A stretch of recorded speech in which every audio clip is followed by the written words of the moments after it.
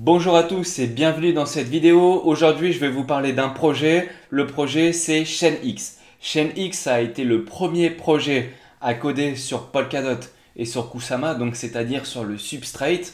C'est un projet qui va permettre de créer un layer 2 sur le Bitcoin. Donc, c'est-à-dire de fluidifier les transactions qui sont actuellement faites sur le Bitcoin et de donner plus de valeur au Bitcoin. Quand je dis plus de valeur, c'est-à-dire qu'on va pouvoir exécuter des smart contracts sur le Bitcoin et on va pouvoir utiliser le Bitcoin dans la DeFi. Donc là, Chainx va apporter le Bitcoin sur la DeFi de Polkadot et le petit frère de Chainx qui s'appelle SherpaX va aussi apporter un layer 2 du Bitcoin mais sur Kusama. Chainx, c'est aussi d'autres choses. Chainx, il va aussi permettre de créer des bridges entre les différentes blockchains.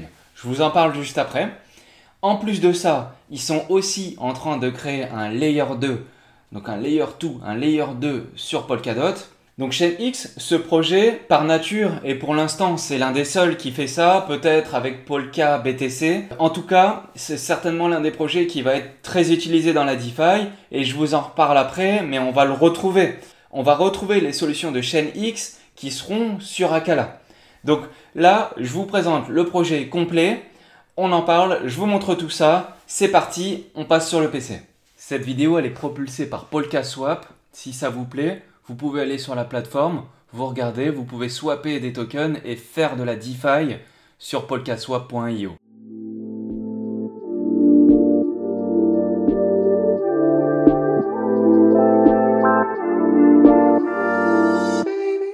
Alors comme d'hab, à chaque projet que j'explique, j'ai fait l'article qui est sur polkafrance.fr. Si vous voulez avoir plus d'infos, ou si vous voulez revoir des éléments que j'ai écrits qui sont peut-être mieux expliqués à l'écrit, c'est aussi possible. Et vous pouvez le retrouver sur polkafrance.fr et je vous mets aussi le lien dans la description si vous voulez aller voir cet article. Donc là, Chainx, il va permettre d'utiliser la valeur du Bitcoin sur Polkadot.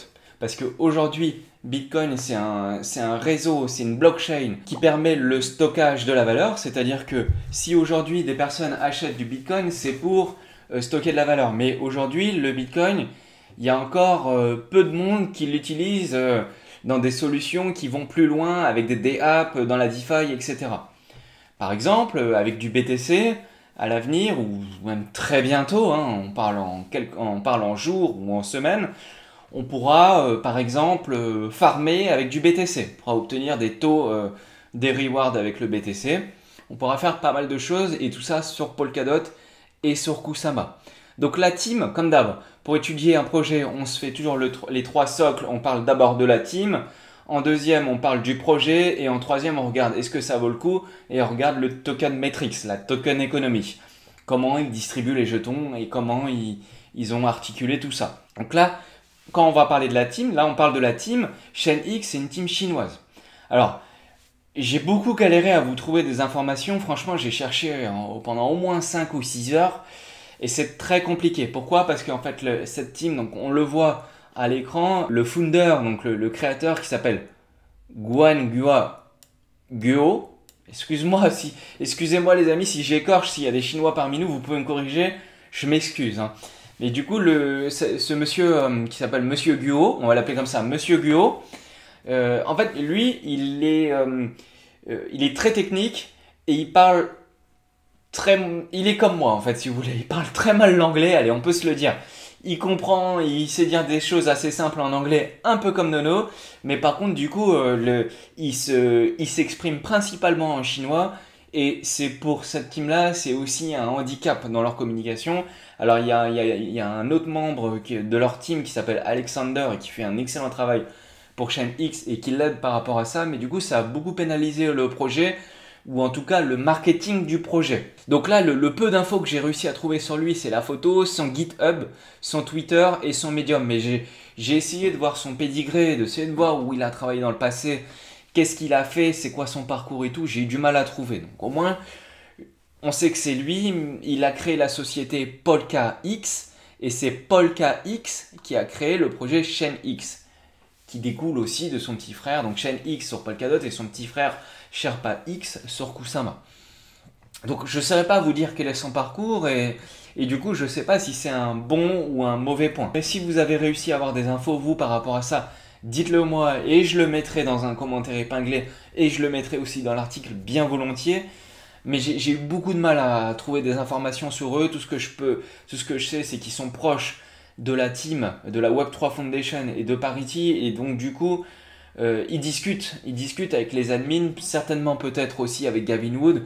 Et donc, de ce fait, par rapport à ça, c'est aussi un projet sérieux. Et ils ont aussi des partenaires qui sont Akala, la Web3, etc.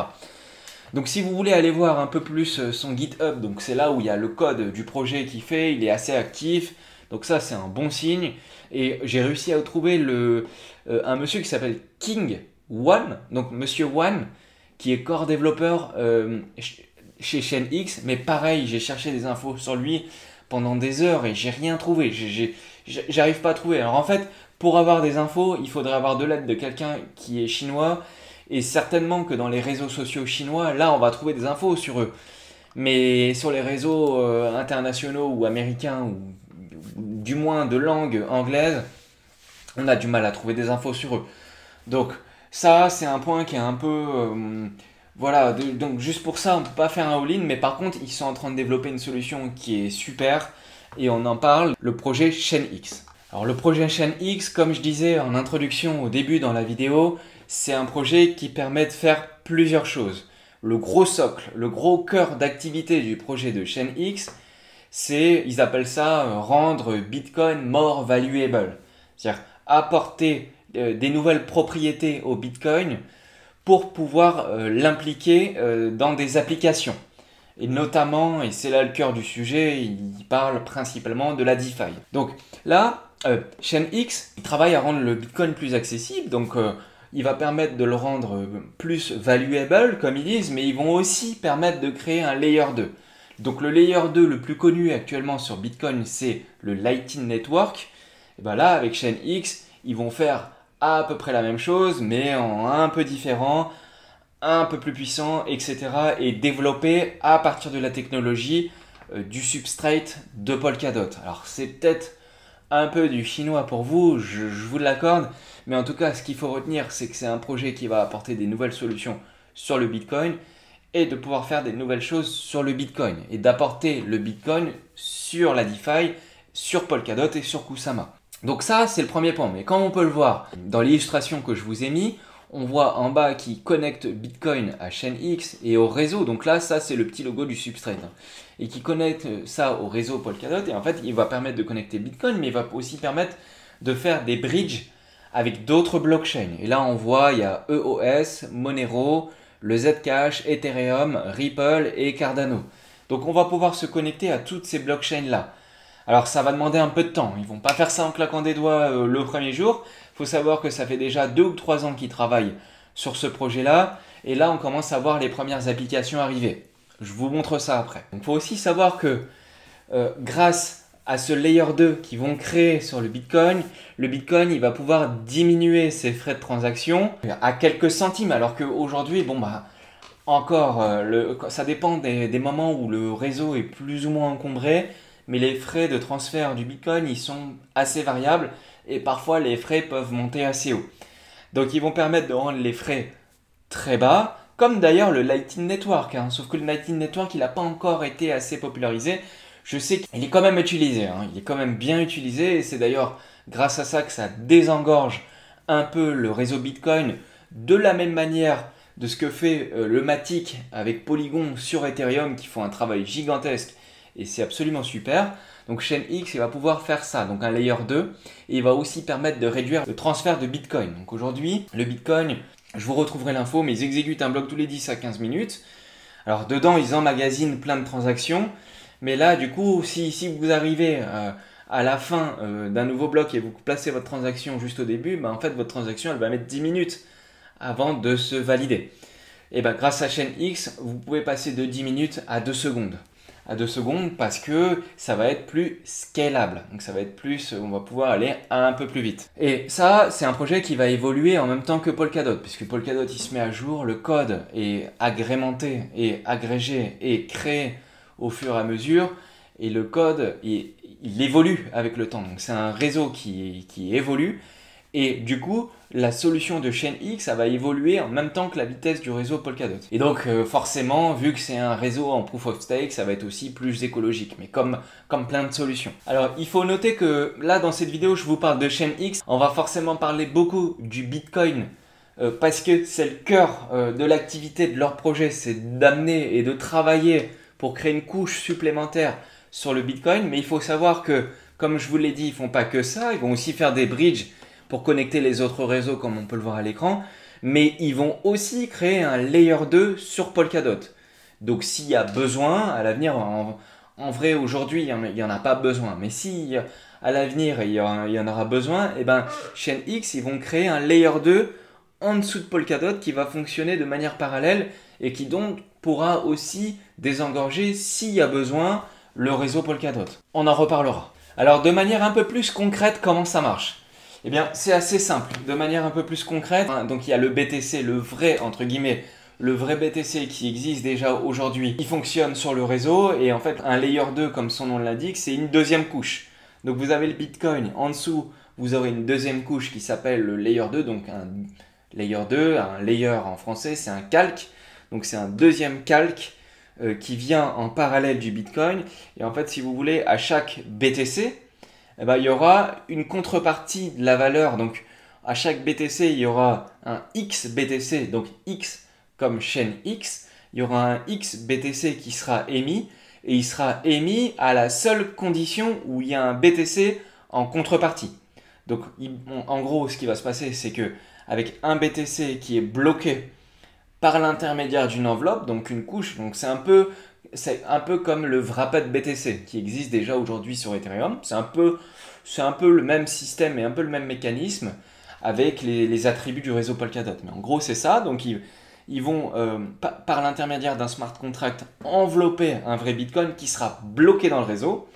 Et avec ce Bitcoin-là qui est bloqué dans le réseau par l'intermédiaire d'un smart contract et donc qui lock, ils vont émettre un XBTC. Donc si vous achetez un XBTC, il aura systématiquement exactement la même valeur que les BTC.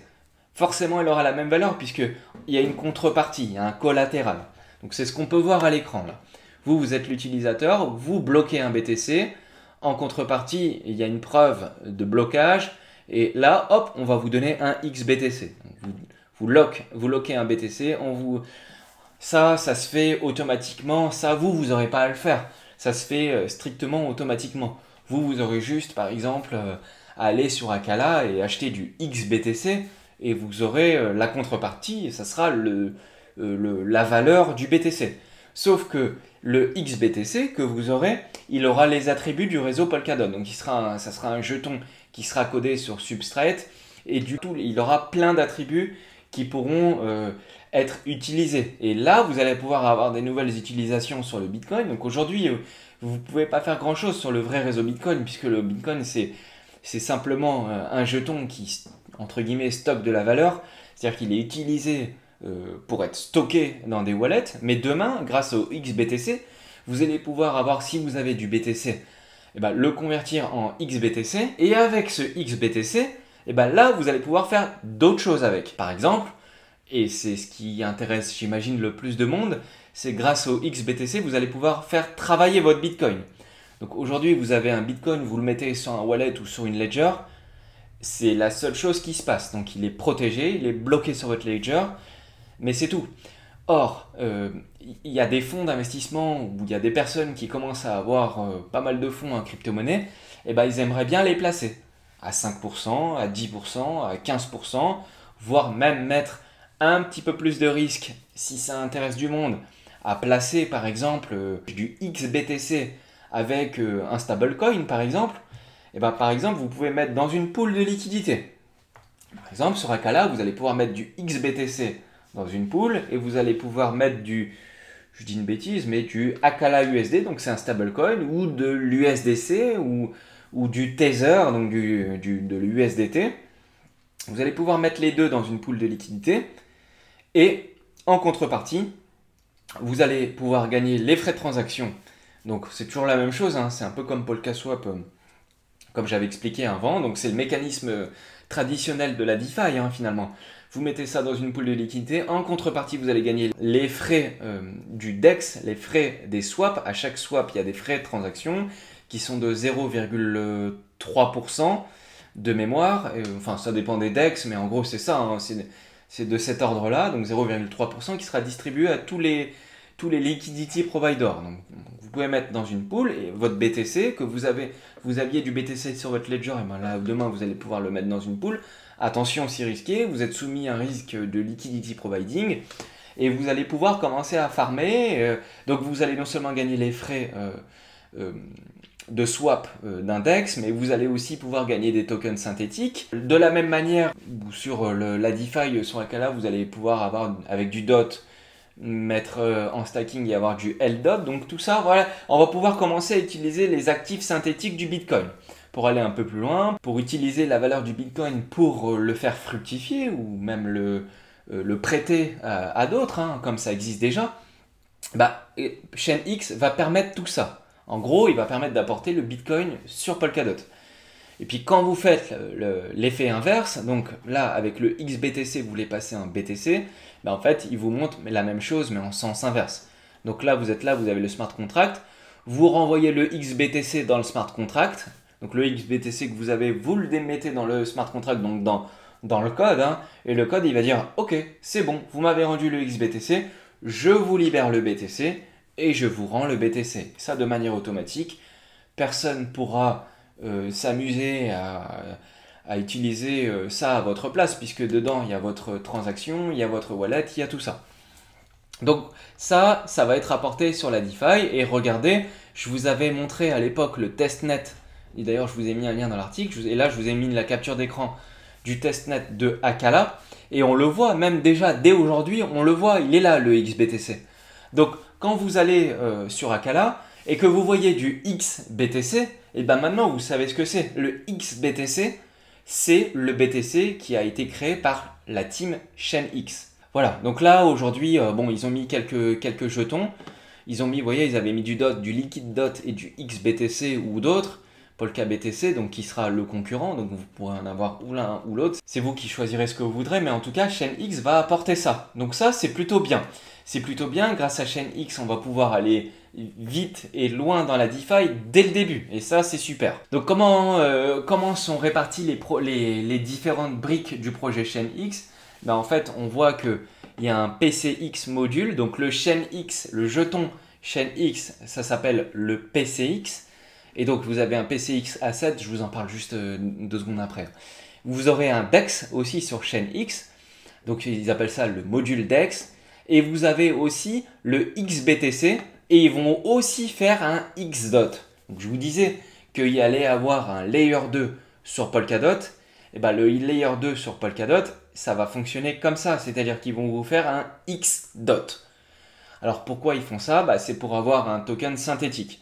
Alors là, dans le cas du DOT, franchement, il y en aura très peu besoin. Mais par contre, dans le cas du XBTC, là, il y en aura beaucoup besoin. Voilà, à creuser, vous pouvez voir ça. Mais en tout cas, ça va fonctionner comme ça.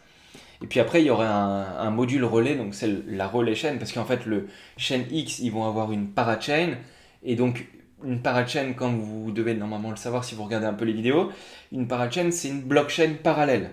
Donc ils auront eux-mêmes leur relais chain, ils vont pouvoir gérer, la communauté va pouvoir voter, ou même vous allez pouvoir aussi utiliser le PCX, donc le jeton de Chainx, pour prendre des décisions, pour voter, pour faire marcher l'écosystème qu'ils sont en train de créer. Donc le module là, dont je suis en train de vous parler, le module de la blockchain, donc le relais module, il va permettre ce que je viens de vous dire, donc le système de gouvernance, c'est lui qui valide les blocs.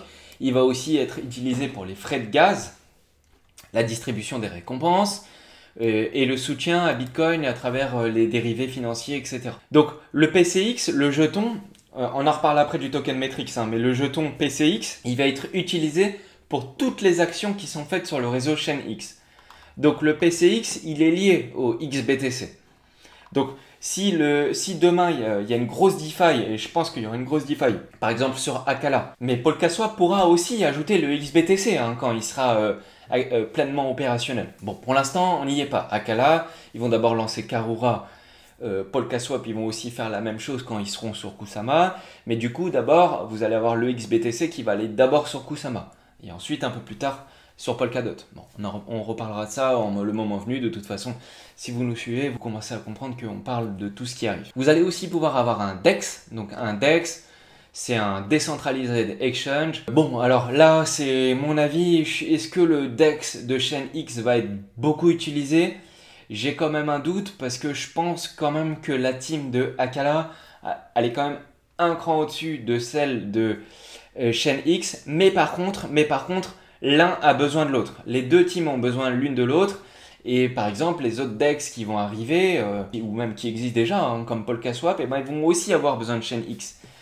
Donc, est-ce que le DEX, qui va permettre des swaps sur le réseau Chainx, va être très utilisé? Ça, personnellement, aujourd'hui, j'ai encore un doute. Donc, on le verra, peut-être que je me trompe, hein, mais on le verra. Et puis après, vous allez avoir un module interchain. Donc là, c'est pour toutes les transactions à l'intérieur du réseau Chainx. Et voilà. Pour parler du token metrics de Chainx, ça va être très simple. Puisque en fait, si vous connaissez un peu le Bitcoin, c'est simple, c'est calqué sur le BTC. Donc le PCX, il va avoir la même libération de jetons que le BTC. Et en gros, comment ça va se passer? Ça va se passer qu'il y aura un halving. Alors, sauf que là, le halving sur le Chainx, comme vous pouvez le voir à l'écran, c'est tous les 2 ans. La différence entre Chainx et le BTC, c'est que là, ils ont prévu de faire ça, eux, tous les 2 ans, alors que le BTC, lui, il est vraiment programmé en fonction du minage. Donc là, ça fonctionne exactement, il libère exactement de la même manière que le BTC. Donc tous les 2 ans, ils vont diviser par 2 l'émission de jetons. Donc là, on ne peut pas vraiment dire que ça fonctionne de la même manière que le BTC par rapport au travail du minage, mais ça fonctionne strictement de la même manière au niveau de la libération des jetons. Ça, c'est important de le noter. Donc là, aujourd'hui, on est en 2021, mais ça fait déjà depuis 2019 que le projet est sorti. Et donc, ils ont déjà libéré une grosse partie. Puisqu'il y aura à terme, comme le BTC, 21 millions de PCX, donc de Chainx. Et là, en 2 ans, ils ont déjà libéré la moitié, 10 500 000 PCX. Donc, je vais aller voir, je vais jeter un petit coup d'œil. Voilà, j'ai trouvé, il fallait aller sur scan.chainx.org. Et on voit qu'ils en ont émis déjà 10 529 250 pour être précis. Et dans ce nombre-là, il y en a 72% qui sont en stacking parce que le stacking est actuellement très rentable. Voilà, donc on voit, on en est là. Hein. On en est à peu près là. Donc on est en 2021 et puis là, la libération des jetons vient juste d'être divisée par 2 et donc le stacking vient d'être diminué par 2. Donc là, c'est pour ça que sur leurs réseaux sociaux et sur Telegram, etc., ils ont dit bravo, happy halving. Maintenant, l'émission de jetons vient d'être divisée par 2 tous les jours. Donc quand ils en émettaient 500 par bloc miné, là on est au 2e tour et maintenant c'est 25 par bloc miné. Et dans 2 ans, en 2023, ça sera plus 25 mais 12,5, etc. En descendant comme ça, exactement de la même manière que le BTC. Donc là, l'émission de jetons et le token metrics, c'est assez simple à comprendre. C'est exactement comme l'émission du BTC. Et donc, avec le temps, le jeton va devenir de plus en plus rare. Il faut savoir que dans ces jetons-là, il y en a 20% qui ont déjà été distribués pour la team. C'est important de le noter. Ça veut dire que dans les 21 millions, il y en a déjà 20% pour la team. Et ça, c'était au début. Puisque la team, c'est normal, en 2019, il y avait quasiment que eux. Et au final, les 20%, ils ont été distribués pour la team. Il y a 16% qui est pour la trésorerie du projet. Et tout le reste, c'est pour le mining. Donc c'est pour ça que le mining il est très intéressant et aujourd'hui, d'ailleurs je vous ai mis un tuto juste après si vous voulez les stacker. En fait quand je dis mining, c'est en fait du stacking. Vous avez du PCX que vous achetez. Alors aujourd'hui, au moment où je fais la vidéo, on peut l'acheter seulement sur des exchanges. C'est principalement des exchanges chinois, c'est un projet chinois. Donc moi j'en ai acheté quelques-uns sur KuCoin. Et puis après je les ai envoyés sur mon polkadot.js extension et puis je les ai mis en stacking. Alors, j'en ai pas des millions, je vous rassure, j'en ai un petit peu, c'est juste pour tester. Et je vois que ça marche bien. Et la vitesse de stacking, elle est assez impressionnante. Elle est assez impressionnante. Donc le stacking fonctionne bien. Et aujourd'hui, on est sur un taux d'environ 25% de rendement annuel, donc par an. Et si vous voulez savoir comment on fait, c'est assez simple. J'ai mis un lien. Il faut aller sur dapps.chainx.org /account, vous cliquez dessus et puis vous suivez la procédure que je vous ai mis. En gros, il va falloir récupérer les PCX que vous avez achetés sur l'exchange, donc Qcoin ou d'autres. Vous l'envoyez sur votre wallet et puis après, il y a 2 boutons à cliquer. Franchement, ça m'a pris moins de 5 minutes et ça marche bien. Ça marche bien, donc si vous voulez le stacker, petit tips, vous pouvez le faire, ça marche bien et c'est assez rentable. Voilà, je pense qu'on a fait le tour. Pour le projet Chainx. Donc projet très intéressant qui va être très utile à l'écosystème et on en avait besoin d'en parler. J'espère que la présentation vous a plu. Donc pour résumer, donc le projet Chainx, c'est pas entre guillemets juste un bridge comme j'avais pu l'entendre dans certaines vidéos, mais ça va plus loin que ça, hein, puisque comme je vous l'ai dit, Chainx, ils mettent en place un layer 2 sur le BTC, ils mettent en place un layer 2 sur le DOT, ils mettent en place des bridges entre plein de blockchains différentes et ils vont permettre de rendre le Bitcoin avec des propriétés différentes. Et là, vous allez pouvoir activer des smart contracts et faire plein de choses différentes avec le fameux XBTC. Donc j'espère que c'est plus clair pour vous, j'espère que ça vous a plu. Si ça vous a plu, petit pouce, ça fera plaisir. Vous pouvez venir nous rejoindre sur Twitter, Telegram, Discord ou Twitch, ça sera avec plaisir. Et je vous dis à bientôt pour la prochaine vidéo. Ciao!